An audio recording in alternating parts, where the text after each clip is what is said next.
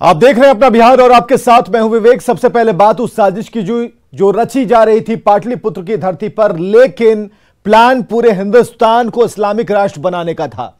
पाटलिपुत्र देश का गौरव है और उसी पाटलिपुत्र की धरती से भारत को इस्लामिक राष्ट्र बनाने की साजिश रची जा रही थी। टारगेट 2047 तक रखा गया था और इसके साथ 12 जुलाई को पीएम मोदी के कार्यक्रम में गड़बड़ी फैलाने की भी बड़ी साजिश रची गई थी, लेकिन वक्त रहते पूरी प्लानिंग डिकोड हो गई। रिपोर्ट देखिए।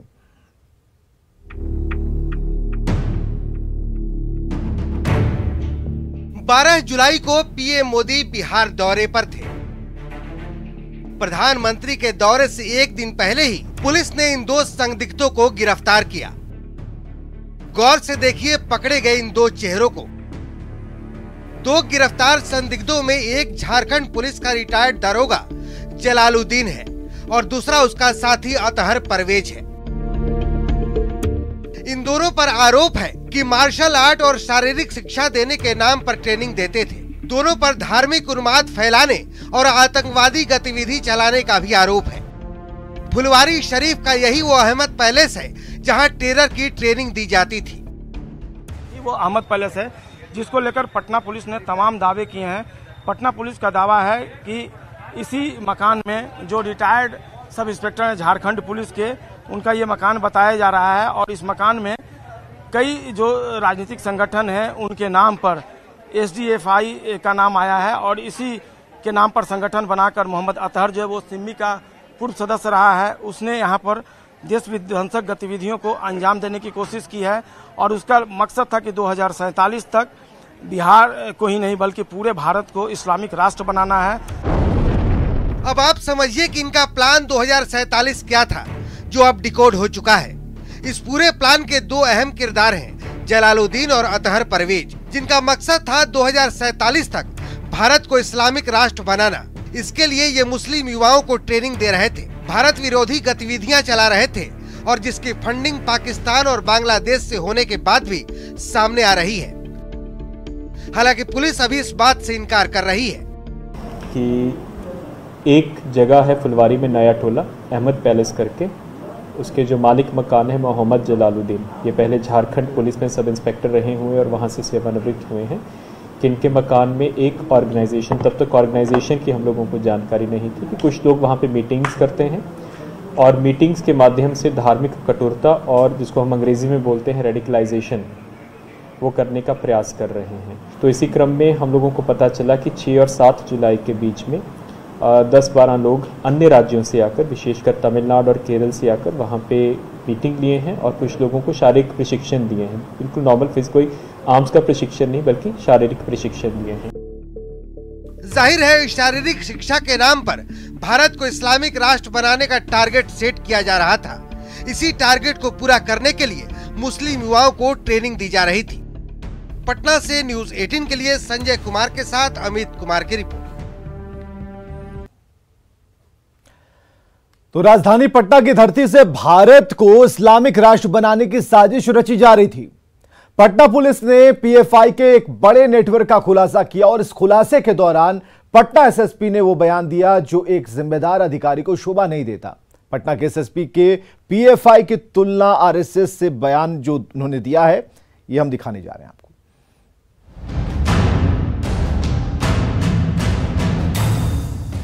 पटना में भारत को इस्लामिक राष्ट्र बनाने वाली साजिश रची जा रही थी। PFI का टेरर प्लान बनाने वाले 3 लोगों की गिरफ्तारी के बाद चौंकाने वाले खुलासे सामने आए हैं।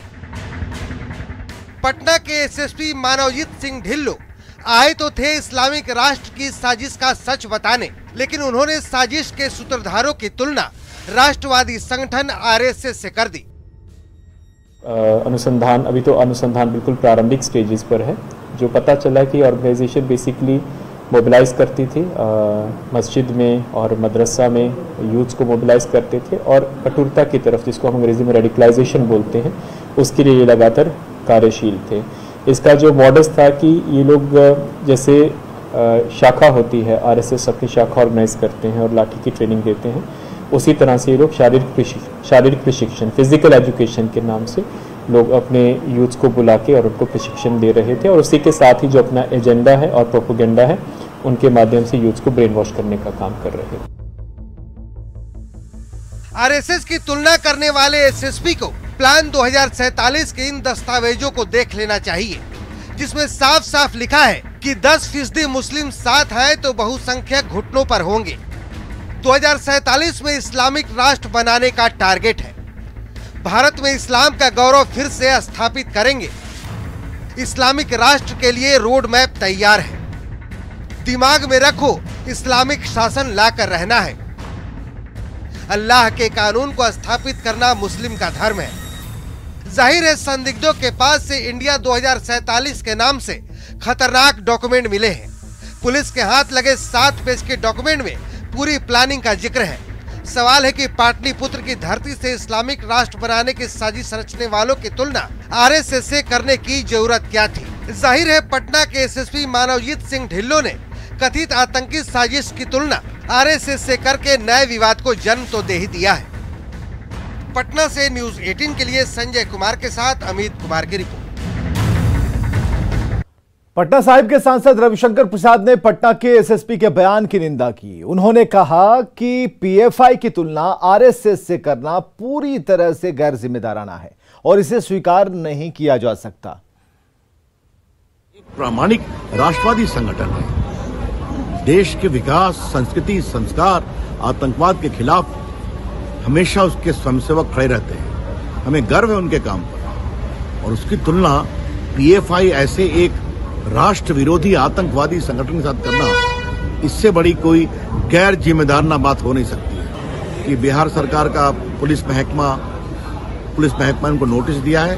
हम उम्मीद करते हैं इस पर उचित और गंभीर कार्रवाई हो। राजधानी पटना के विकास भवन में आग लग गई। बताया जा रहा है कि एसी में लगी आग ने देखते देखते विकराल रूप धारण कर लिया। यह घटना तब हुई जब कर्मचारी शाम को दफ्तर में नहीं थे। जानकारी के मुताबिक एसी से आग की चिंगारी निकली, उसने आसपास एरिया को अपनी चपेट में ले लिया। फायर ब्रिगेड की आधा दर्जन से अधिक गाड़ियों ने आग पर काबू पा लिया, लेकिन इस दौरान एक भी मीडिया कर्मी को एंट्री नहीं दी गई। और पूरी खबर बता रहे हैं हमारे सहयोगी रजनीश कुमार। बिल्कुल आप देख सकते हैं इस वक्त हम सचिवालय यानी विकास भवन के एंट्री गेट पर मौजूद हैं और अंदर आग लग गई है। बड़ी संख्या में सुरक्षा कर्मियों के साथ साथ जो वरीय अधिकारी हैं अंदर पहुंच गए हैं। दमकल की कई गाड़ियां यहां पहुंची है। हाइड्रोलिक जो मशीन है वो भी यहां पर लगाई गई है, लेकिन जो मीडिया कर्मी हैं उनकी एंट्री पर रोक लगा दी गई है। और आप तस्वीर देख सकते हैं यहाँ पर जो सुरक्षा अधिकारी हैं वो साफ तौर से जो है बता रहे हैं कि मीडिया कर्मी की एंट्री नहीं होगी, जबकि देख सकते हैं डीएसपी रैंक के जो अधिकारी हैं वो अंदर गए हैं।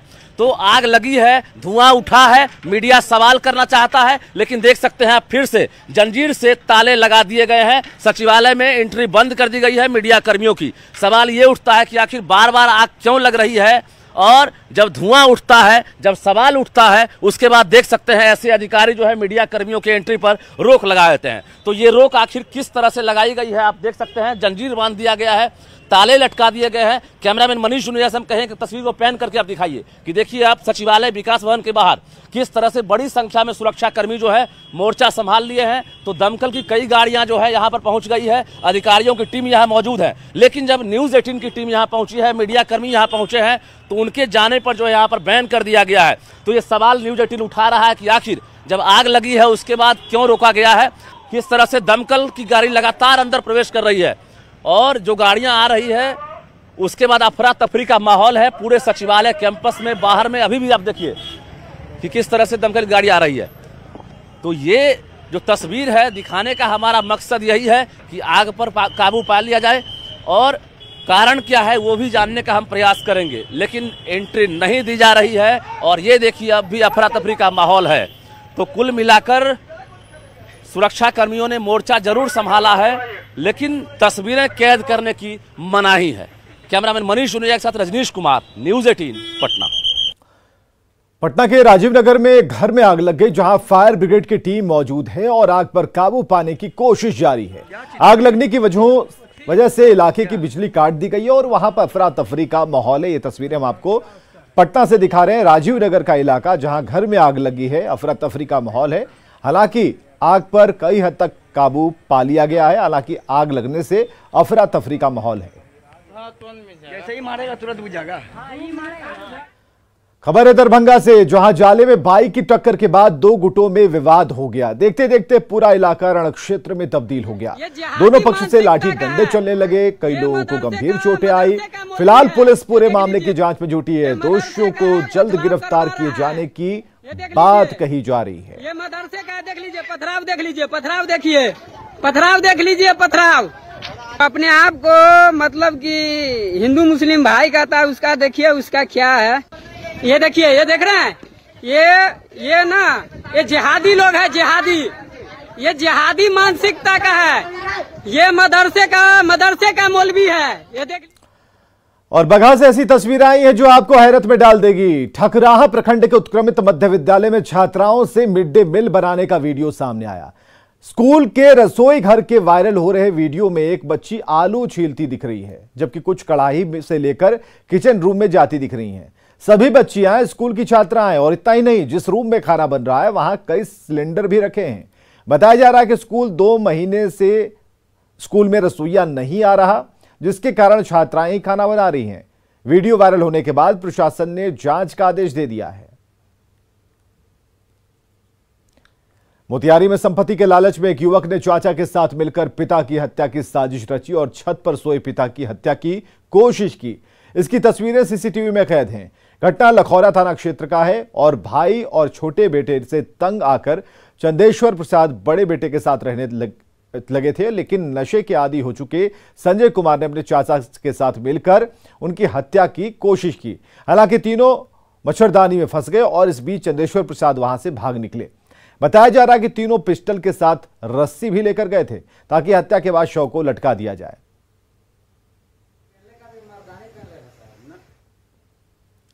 तो ये वो तस्वीरें हम आपको दिखा रहे हैं।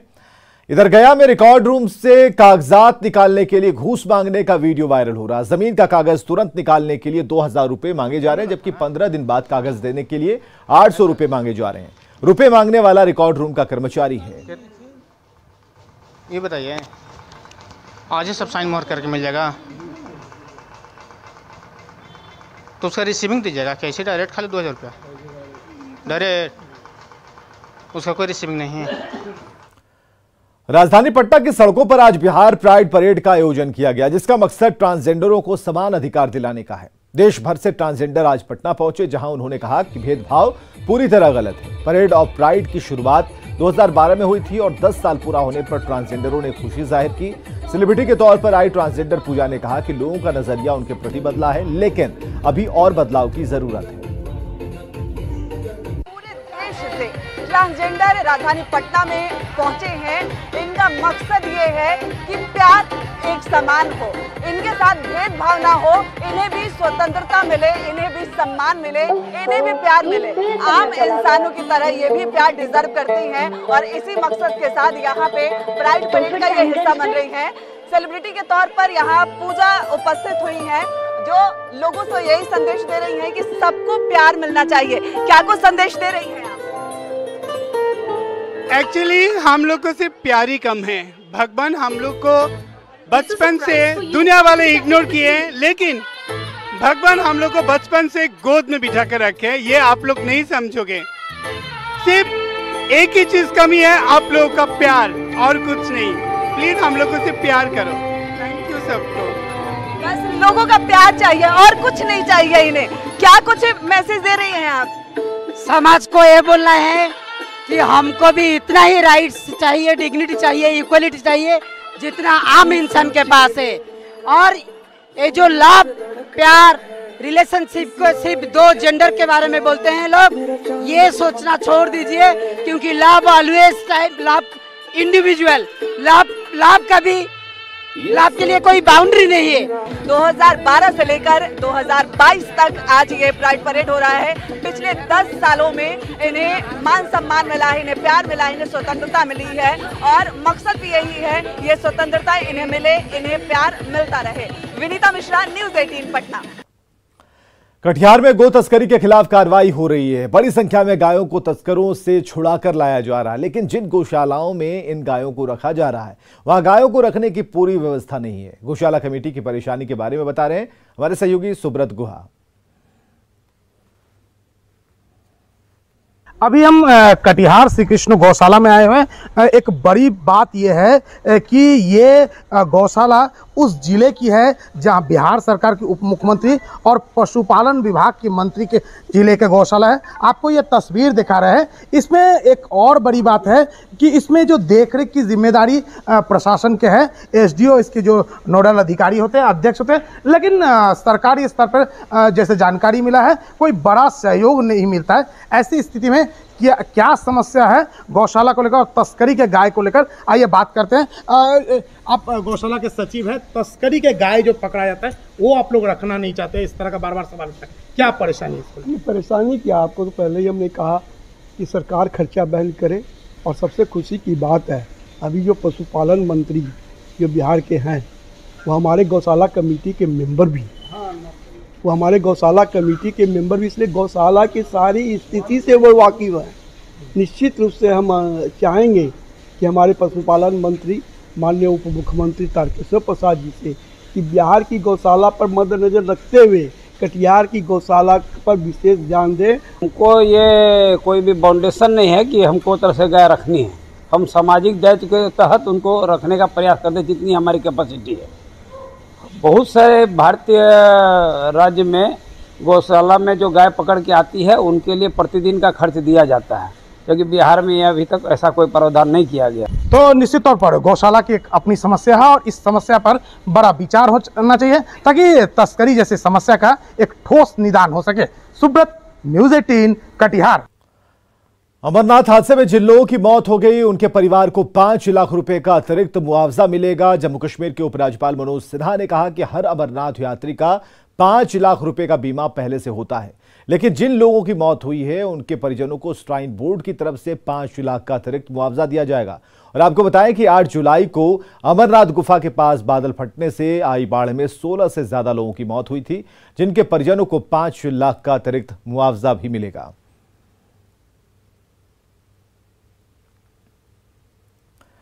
सीतामढ़ी से खबर, जहां के मेजरगंज ब्लॉक में आचार्य सुदर्शन जी महाराज मल्टी स्पेशलिटी अस्पताल को आम लोगों की सुविधा को लेकर खोल दिया गया। प्रसिद्ध शिक्षाविद और धर्माचार्य आचार्य सुदर्शन जी महाराज की तरफ से इस अस्पताल का निर्माण कराया गया है। बिहार सरकार में वन एवं पर्यावरण मंत्री नीरज कुमार बबलू और आचार्य सुदर्शन जी महाराज ने संयुक्त रूप से दीप प्रज्वलित कर अस्पताल का उद्घाटन किया। और इस अस्पताल को खोलने का मकसद आम लोगों को सस्ते दर पर इलाज की सुविधा मुहैया कराना है। अस्पताल में प्रसिद्ध चिकित्सकों की नियुक्ति की गई है।